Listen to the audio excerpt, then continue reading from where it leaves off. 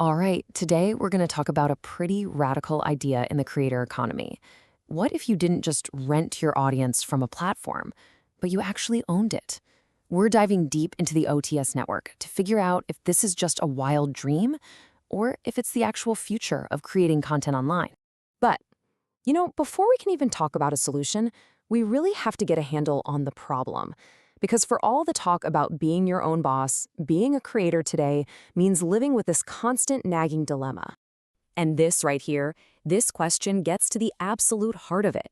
I mean, just think about it for a second. You spend years building a loyal community. But what happens if the platform you're on decides to change its algorithm overnight? Or worse, they shut you down?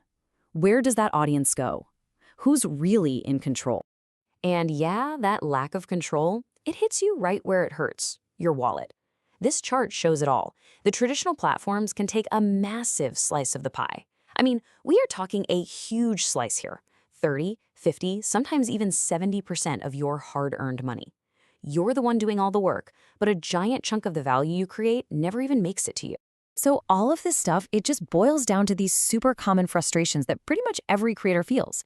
You've got what people call algorithm jail, where one day your reach just gets totally tanked for no reason. There's the constant fear of being demonetized, and then there's just that sinking feeling that you don't really own anything, not your content, not your followers, and definitely not your own financial future. The whole system can feel completely rigged. Okay, so with all that doom and gloom laid out, a new kind of alternative is starting to pop up. It's coming out of the world of Web3, this idea of a decentralized internet, and it's promising to totally flip the script. And that brings us to the OTH Network. At its heart, it's basically a social platform built from the ground up with one simple goal: putting you, the creator, back in the driver's seat. It's designed to let you own your audience and make money directly, without some giant middleman calling all the shots.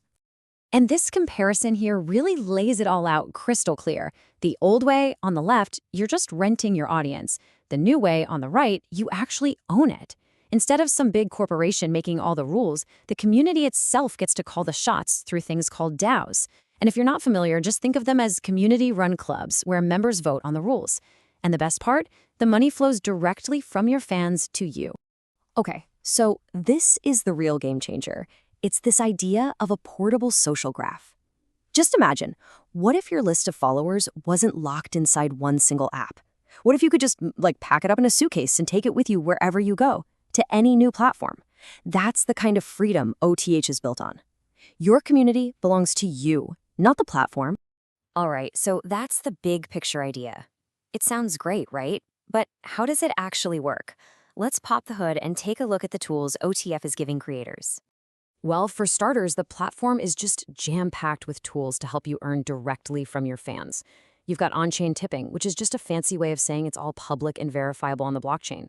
You can set up subscriptions for exclusive content, you can create digital collectibles or NFTs for your community, and you can even launch your own fan tokens. And the best part is, you can get paid out in regular cash or crypto, whatever works for you.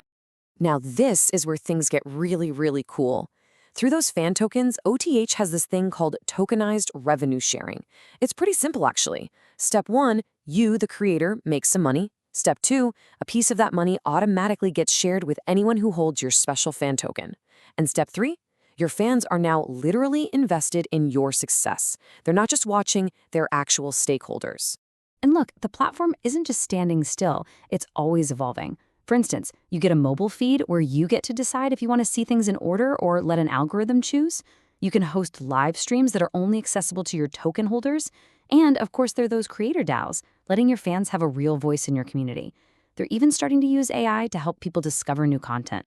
But of course, no platform is perfect, right? The vision is amazing, but we've got to be real about where things are at today. So let's take a balanced look. So let's do a little reality check and break down the good versus, well, the catch. On the plus side, you get that true ownership we've been talking about, no algorithm jail, and really powerful ways to make money. But on the flip side, the user base is still pretty small right now. If you're not a crypto person, there's definitely a learning curve.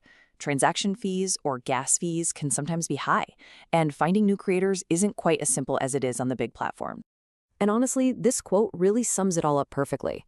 It's not some polished, finished product that's going to take over the world tomorrow. It's a promising experiment.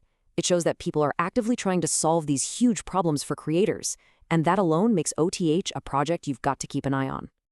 And you can see that promise reflected right here in its rating, a really strong 4.6 out of 5.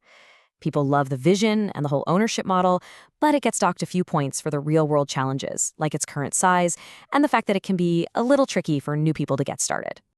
So, zooming out for a second, what does all this really mean for the future? What's the big takeaway? Well, it might just be about completely rethinking what it means to be a fan. And really, if there's one thing to take away from all this, it's this. Platforms like OTH are trying to spark a massive shift.